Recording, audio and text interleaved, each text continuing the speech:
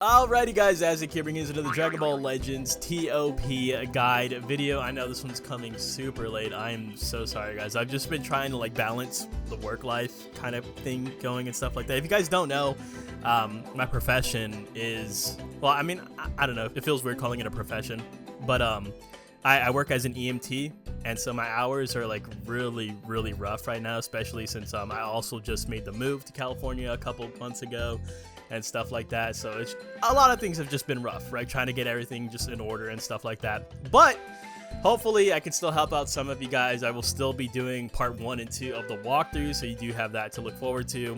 Before we move on, there will always be timestamps in the description down below. And just a brief little overview of what happened last season. We ended off at rank 7,775, which is actually way lower than what we usually score, right? But do not worry, we still landed in that top 25% tile to where we were able to guarantee that juicy 1000 CC. So let me know if you guys like it better this way, where I'm kind of making a more easier pathing. We are getting a little bit less points per season, but it's definitely safer, and we're definitely still getting that CC. So the first thing that I always tell you guys is to get your friendship rank up. You want to do that right here, and we're going to do a comparison and a contrasting right here. This is friendship rank 10. That's what you want to get your main ToP roster to, right? All your units at friendship rank 10 right here, because it's going to increase all of your stats, right? Your health, strike attack, blast attack, bolt defenses, crits, and probably the most important one, the key restore speed, right? Your key restore speed is going to dictate whether you're attacking first in a turn or if you're going to be attacking last in a turn, right? So this is the compare and contrasting between your regular stats and your ToP stats. So that friendship rank will boost all of those right there. It only works for ToP though, just letting you guys know. And the fastest way to get your friendship rank up is just simply by doing the Let's Fight event. This is specifically for friendship points, right? You get rewards 1 time per day per battle. You get 3 of these. I heavily recommend doing these. The other way to do it is to go into the story mode. You're gonna go to part 6, book 1, chapter 8. It is against the Yellow Super Saiyan 3 Goku. This one takes a little bit longer just because of the fact that you get much more of a lower rate than you would from the Let's Fight event. But the good thing about this one is that you can level up 3 characters at a time rather than just the 1 character at a time from the Let's Fight event. If you are looking for a way to basically make the grind easier for your friendship rank points, definitely invest in this equipment right here. You can find it from the exchange shop, specifically from the equipment metal exchange shop.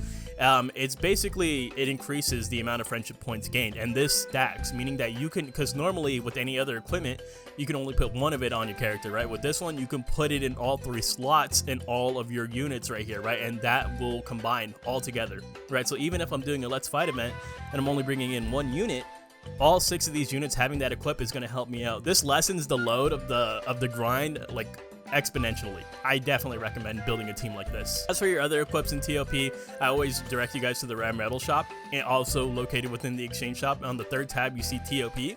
You're gonna want to grab 1 of these for all of your units, right? So you have 8 units, you're gonna want at least 8 of these. This just increases your base health, which is always very helpful. And then this explosive clash equipment as well. The only thing that sucks about this equipment is that it is gated. It's star gated, so your unit has to be 7 stars or above to actually put this on your units. So if you don't have them at 7 stars, you're gonna have to opt for one of these silver equips. It doesn't really matter which one you use. They're still pretty decent right here, right? But they also have equip conditions, meaning this one wants blue, this one right here wants melee type, right? And you're gonna have that for all of them, so green, purple, all that good stuff. And then you have defense type, support type, and stuff like that. But you do want pretty much the gold one, the explosive clash, and then of the top 4 as well, right?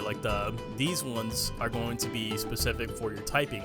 So melee type, you got blast type, you have defense type, and then support type. These ones don't have a star condition. They just have a equip condition for the typing. All right, so now let's talk about pathing. So as per usual, the circled red fights are going to be the most important fights, because this game mode does reward you based on your win streak, right? Specifically for every 5th win.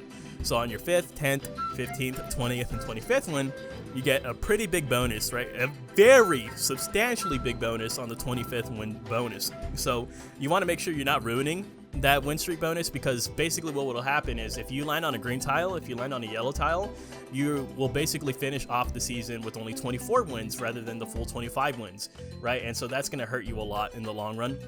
It's still doable. If that ends up happening to you, you can still manage to get the 1000 CC. I'm not going to completely say that it's impossible, but it does hurt your points in the long run. That's why I always say never land on the yellow tiles. If you have to land on a green tile, then it is what it is, but never on the yellow tiles, right? The yellow tiles are the absolute worst, I think, in my own opinion at least. But yeah, if you end up changing and deviating from the blue pathing right here, I don't mind that at all. I did make the blue pathing as easy as I possibly can. There's a lot of stun stages this season, so I mean, I tried to make the easiest path as possible. It was a little bit difficult this season, but yeah, this is a general outline of what we will be doing. So this is like the second fight that you come across in our pathing for this season. The main threat is the green Gogeta. That green Gogeta will stun you and super you on turn 3. You do have a little bit of time to get him out before that happens, so definitely target him first, early on. Next, we do have this android/regeneration stage right here. You want to take out the green 21 first, just because she's going to be able to stun you. I believe it's at the beginning of turn 2. You don't want to let that happen, right? So you got to try to avoid the stuns there. So one of the more difficult stages of this season, just because this is a cohesive fight right here, right? It's all cells plus his children. The only thing that I'm going to go ahead and give advice here is to take out the suicide cell for the last slot, for the 6th slot, right? Just because I think once he gets below a certain HP threshold, he starts debuffing you. Or actually, I think it's like once you hit him, he starts debuffing you, on top of already the debuffs he's giving you by default. Alright, so this next one actually pops up a lot, and it's very annoying, right? So there's 2 stuns here. So Champa stuns you at the start of turn 2, and then this Blue Frost stuns you at the start of turn 2. If you can get both of them in turn 1, that's obviously going to be the ideal intent. If you can't, at least get one of them, right? It's going to be definitely a pain in the ass if you get stunned by both of them. If you can at least get one of them out, then that'll be fine, right? But ideally, if you can optimize it to the point where you kill both in turn 1, that's the best case scenario. Next, we have this like pseudo God Key stage. The biggest threat here is killing the Super Saiyan Blue Kaioken, because he will super attack you on turn 2. He also has a really high key restore speed. And then also, if you can kill the Goku plus Beerus in turn 1, that's optimal. Beerus will stun you at the start of turn 2 as well. So you have 2 targets there, but Goku being the most important one. This one's not that much of a threat, but it's just something that I do want to touch on right here, is that the red Tapion will reduce one of your units' gauge down to 0, their super gauge, right? So say like you have 97%, you're about to super that turn, Tapion hits him with a green card, and then that super is just completely gone, right? It's a little bit of an annoying tactic right there, so yeah, just kill the Tapion before he gets a chance to do that. And then for the first boss fight, I'm actually going to go ahead and give you guys 2 options right here. I personally think this is going to be the easier fight. This is what I'm going to go with, but some of you guys might want to go against this. I think this one's a little bit more difficult, just because I think Go Frieza is absolutely insane in this game mode. MVP 17 is really good, and then you have the double Ultra Instinct Gokus, which have mitigation there. As for the rest of the fights, they're absolutely awful. Please don't go up against this. All tag units sounds terrible. This one has a guaranteed super attack, right, from the Ultra Rose, and then this one over here has a guaranteed stun, right, so that purple Jiren will stun you. Next, we have this God Key stage right here. You just want to kill Whis first. Whis will stun you at the start of turn 2. He's like the green Beerus, essentially. So this is another really annoying fight that these are the worst kinds of fights too, because these are heavily RNG dependent. You just want to make sure you don't bring a purple unit against this fight, and I'm going to go ahead and explain that. So first off, there's 2 stuns here that are unavoidable. So this purple Frieza LF and this red Frieza from the DBS movie, they both will stun you on turn 1. Nothing you can do about it, like literally at the start of turn. So not only that, but this yellow Frieza has a chance to super attack you, depending on if you initiate an attack with the blast darts, right? Because once you hit them with the blast darts, that Frieza will mitigate it and then get 100% to their special move gauge. You can avoid this by swapping all of your units over to strike based, or you can leave it up to RNG, save them for last, and just pray that you kill him before he even gets a chance to super you, because he does have a really low key restore speed. So the way to actually swap your characters off of blast is you just basically select whatever character you're trying to swap, and then next to the left of their HP, you're gonna see the little blast icon. You can swap that over to strike, and vice versa, right? As long as you're hitting confirm after doing it. But yeah, I usually tend to not do that, just because most of my units are blast based, so by doing so I would be losing a ton of damage. And then for the last boss fight that we're going to be choosing is this forfeit stage right here against Fusions. I know Fusions is still, it's pretty rough, and there's double ultras right here, but I still think this is the best fight to go against, especially if you compare and contrast with the other ones right here. Like, this is a guaranteed super attack, right, with the Ultra Rose. This one's a guaranteed super attack with the Ultra Rose. This one is all I'm never fighting. You've never seen me land on this tile, and I will never land on this tile ever. And then you have this one, which realistically seems like the next best option, which is against Universe Reps. But you do have the MVP 17 support, you have the double UIs, and you have the tag unit. It just seems a little bit overwhelming. Alright, so first thing we are going to be talking about is androids right here. So if you were to ask me, like, what are your top 3 teams for ToP, I'm going to go ahead and say Regeneration because of bias, right? I always use Regeneration. I'm going to say androids, right, just because they're as good as Regeneration, if not better. And then I'm going to say GT. I think those are my 3 favorite tags. Obviously, Saiyans is definitely up there, like, right after those 3, but those are my top 3. So, androids. If I'm mentioning androids, I'm probably also mentioning Andy8 Gaming, right? Because that's the goat of androids right there. So, if you want to run an androids-based team, definitely go check them out. Who will be linked in the description alongside the androids timestamp. But basically, let's go ahead and see how this team works. On the right-hand side, you do see the rank 41 player right here. And obviously, most of you guys aren't even trying to go for, like, the top 100 ranks or anything like that. You're just trying to secure that 1000 CC, right? So the first thing we're going to start off right here is in C tier. So in C tier, who am I picking up? MVP 17. Why am I picking him up? Because he has an insane amount of support right here. Not only does he have a good amount of support, but one of the best things about him, in my own opinion, is that he inflicts all enemies with attribute downgrade minus 15% to damage inflicted for 1 turn, right? So he's reducing the amount of damage that your team is taking right here. And then even at the 3rd turn, I think he starts like, he just takes the aggro of all units, right? At the start of the 3rd turn, your health is 50% or higher. You apply buff effect, enemies focus on this character for 1 turn, right? And then he also is able to get his special move gauge pretty quickly. He gets 20% after receiving an attack, or he gets 10%, and that activates 2 times. And then not to mention the Z ability is just absolutely cracked. So you do want to run him with a healer, which this person is actually running 3 healers. That's what I like the most about this person's comp. Or the team composition, right? Is because this red 18 is constantly healing, right, at the end of each turn by 3%, and also giving damage boost. And then this 18 is also healing at the start of the 3rd turn for Allied Tag Universe Rep or Androids, restores health by 2%. So it's a one-time heal. She's more of a pseudo healer. And then you also have this cell with a board wide heal. Literally the entire, at the start of the 3rd turn, Allied Tag Androids, you restore health by 3% and you cancel abnormal conditions. So that's all your android allies right there, right? As for some of the other characters right here, for example, like the Super 13, I like him a lot just because of the fact that he has a guaranteed super attack at the start of the 3rd turn.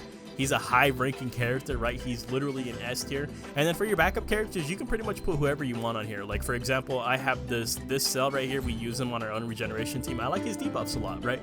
But this person has this 17 right here. Obviously, he has support too, actually, so that's pretty good. Started the battle per allied tag android, 10% to strike damage, but that's for himself, and then he also inflicts attribute downgrade minus 15 to keep recovery, so that's actually pretty solid.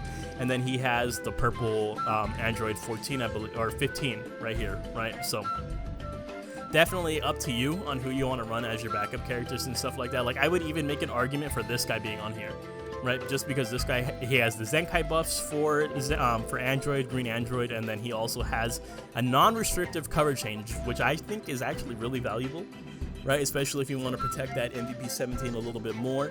He's going to always be able to cover change for a Blast Arts attack 1 time per match, but it's minus 60% to that damage inflicted, and it's not health gated like most cover changes are in this game mode. Alright, so for the next thing we're going to be talking about is GT, like how we just mentioned, right?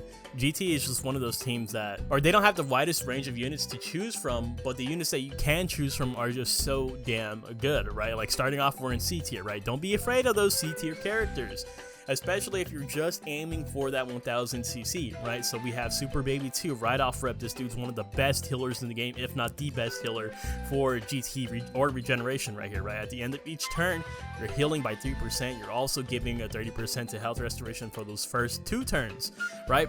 And then continuing in C tier right here, I like this Bulla. I think she's really, really good. I don't think a whole lot of people use her too often, especially because of the fact that she is usually in C tier, but at the end of a turn, you restore health by 2%, activates 2 times. That's for allies in range, and look at her range. It's literally the whole board. You're healing your entire board, and it's not even gated to a certain tag or anything like that, right?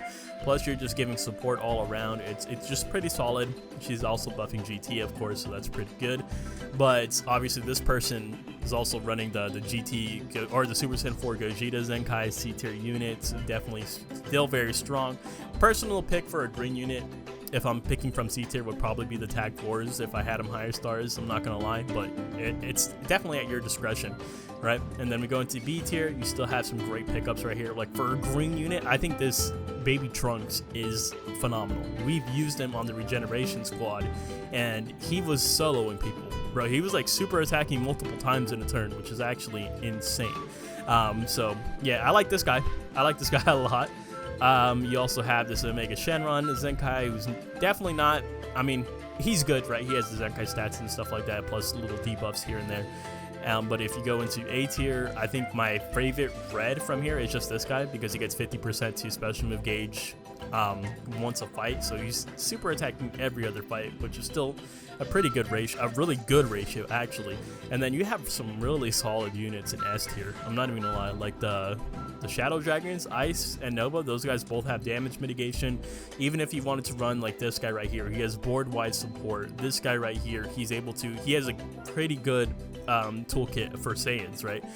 Or actually, just in general, not even against Saiyans, my bad. On special move arts hit, he restores his own health by 5%, and he inflicts all enemies with strong poison, right? And on blast arts hit, he's able to get 5% to that special move gauge, right? So he's just farming up those blue cards, which does feel pretty good. He actually might be better than the Ice Shenron, if I'm being real honest. If I have them both at 14 stars, I'm probably putting this guy on there instead of him. And then in Z tier, it's kind of just, I don't think there's any Z tier units on this guy's team either. Like, you don't even need the Z tier units to actually get that 1000 CC, right? Like, this is more than good enough. Next, we're going to talk about Frieza Force, just because they're like extremely relevant right now, right? So starting off in C tier, you have so many good options in C tier, it's actually hard to choose. I probably, personally, I'm capping out at 3 C tier characters maximum. I mean, I feel like 4 is pushing it, but it can still be done with 4. But as for your C tier units, obviously Goku and Frieza are phenomenal. That could be an option for you. Golden Frieza, definitely one of those, just an insane unit overall, right? Not necessarily broken or anything like that, but you get 5% to special move gauge on attack. If you receive an attack, own health is 50% or below, it restores health by 5%, and you get 100% to that special move gauge, right? I don't think his revival procs in this game mode, if I'm being real honest to you guys.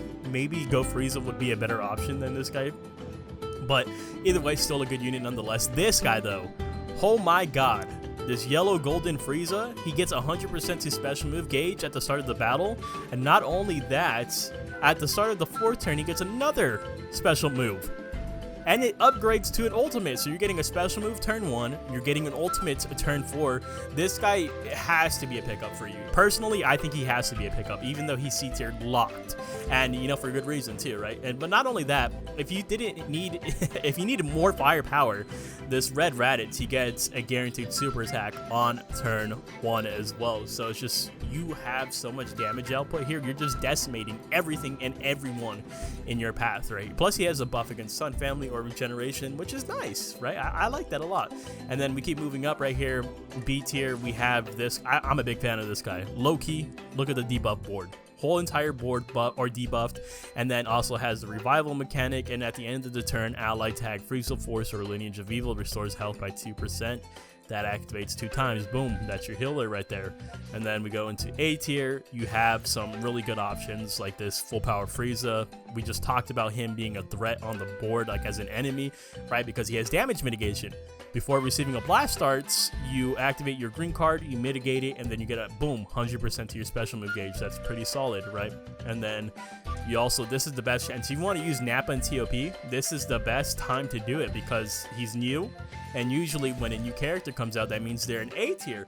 So you can use all of him right here. We'll probably be going over him in the new character section, but that's really, really solid, right? So having 2 revival characters, increasing the chances of just making it to the end of the board in general. Even at 4 stars, I would probably use this guy. I like this blue Nappa here too, just because he has the board-wide debuffs. They're pretty significant debuffs as well. And then in S tier, we have someone a little bit underrated, right, is this Naval right here, because look at the board.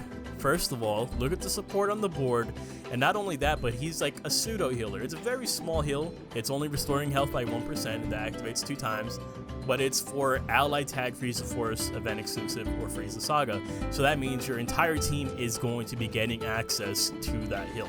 Frieza Force is just so extremely strong. It feels so nice. Like, this guy's not even running any of the Z tier units on here. Or actually, he's running this Vegeta right here, right? Which is, I mean, he's nothing to write home about. He has a self-heal and stuff like that, but literally 1 Z tier unit and he's ranked 173. That's good. That's really good. All right, so the next thing we are going to be talking about for the season is universe reps. So right here on the right-hand side, we have a rank 1 team, and it's pretty good, right? But I would say this is a more difficult team to run. This isn't realistic for a new player, right? Especially, it doesn't even have to be a new player. It could be a casual player that's looking to get some extra CC from the ToP game mode. I wouldn't direct them to this team right here on the right-hand side, right? This is more of a seasoned team right here. The best unit easily being the Blue Kale, who's delegated to S tier for the most part, right? Just because that Blue Kale does have the guarantee heals. I always recommend this Blue Kale for the girls teams or for the Universe Reps team, right? Just because that's a really solid ability. But if you look at this other team that I have set up right here on the left-hand side, and I'm going to go ahead and switch it over from the right-hand side, I actually had to do a lot of digging on the leaderboard for this. This is the rank 1045 player. That's just because he's ranked 1000 doesn't mean he's not getting that 1000 CC, right? He's 100% getting it. He's going to get this tier C team, and look at how much units he has in tier C. He has the Vegeta, he has this Golden Frieza, he has the UI Goku, he has the Jiren, and he has the Go Frieza. 5 of his 8 units are in C tier. That's a solid ranking for C tier. I'm not even gonna lie to you guys. Again, me personally, I'm probably stopping at 3 C tier units, but if you guys, I feel like 4 is pushing it. 5 is kind of nuts, right? 5 is kind of nuts, and he mitigates that by the fact of using 3 Z tier units, right? So he has the 5 C tier plus the 5 C's and then 3 Z's. So you can see with this Free Brienne right here, and then this Vados and the Bergamo are actually pretty decent, right? They have debuffs and stuff like that. So they're not the worst units in the world, but still they're EX units. They're not going to be as strong as the ones that you see in the C tier, right? But I do like this team just because you have really good units down here, and most of all, you have access to Golden Frieza. I will forever glaze this Golden Frieza, forever, bro. Having 2 super attacks is insane at the start of the battle and then at the end of the battle. So you're starting strong and you're finishing strong. Like, there's no better option for that, for DPS. And then the Go Frieza, I'm always a big fan of that unit. This Jiren has a turn 1 stun that they can't avoid, so you have damage mitigation and stuff right then and there. I mean, if you wanted more super attacks, you could also bring in this guy. He does have a guaranteed super attack on turn 2. And then you just have, I mean, like I said, it's just a really strong team right here. I mean, there's also good units in the B tier as well, like the Bergamo. I think he's pretty solid. Even this TN, bro, and he buffs universe reps. This TN has a solar flare and a guaranteed super attack on turn. Wait, was that turn 2? It's turn 2, right? I'm pretty sure. I'm not tweaking here. Yeah, it is turn 2. So, I mean, you don't have to bring in all of the C tiers right there. Even this Kale has really good defensive capabilities because, like, the green Android 16 has an indiscriminate cover change for strike arts to the left or to the right of her. She also has self-healing. You know, there's a lot of variety that you can use with this team right here. You could even slap the Ultra Hit on there, but he has a stun as well. So if you want to use him instead of the Jiren, because at the end of the turn, enemy influx can attack, and once he gets hit, I believe he does another stun. Oh no, so he does have 2 stuns, but so he has the one at the end of turn, influx can attack for 1 turn, and then start of turn, own health is 50% or below, influx can attack for 1 turn, right? So he has potential double stuns. You don't really want him below 50% HP, but still, I personally would rather run this team than the rank 1 team. And for the final team that we are going to be going over is Regeneration, which is the team I'm going to be using right here on the right hand side. We did find someone on the leaderboard. We did have to dig around a little bit, but we did find some Regeneration users, right? So this team right here on the right hand side, let's quickly go over it. What are the strong suits? Obviously Super Baby 2, healer, Fat Boo, secondary healer, so 2 healers right off rip. And then in terms of damage, we have the Boo Tank's guaranteed super attack, and you have the Piccolo guaranteed super attack on turn 3 plus high key restore speed, right? And then for the most part, look at like almost all of the units here are Zenkai level. Very easy team to run if you have all those Zenkais available to you, right? This is a very mainstream team right here. I feel like this actually might even be easier than the team we're going to be running this season. So now we're going to go over our team. So we're starting off in C tier right here. We are picking up the Super Baby 2. I love that guy, man. I think he's so good. I think he's amazing. And then in B tier, we are going to be picking up this Boo Tanks. Honestly, pick up, if you're looking for a yellow and you have this Legends Limited Piccolo, use him, bro. Seriously, like, for real, use him. He's actually so good. The only reason why I don't use him more often is because a lot of you guys would say, oh, like, I don't have that guy available to me. I don't have his Zenkai levels. I don't have his stars and stuff like that. And it's like, okay, well, I understand he's a Legends Limited character and stuff like that. But if you have him available, he's very good, right? And then we go into A tier. Right here we have our GOAT, Buhan. I like this guy a lot. He has the really high key restore speed. He's always done me right. We also have this Cell, support Cell. I want a yellow on my team. I think that guy's pretty solid. A very good secondary option to the Legends Limited Piccolo.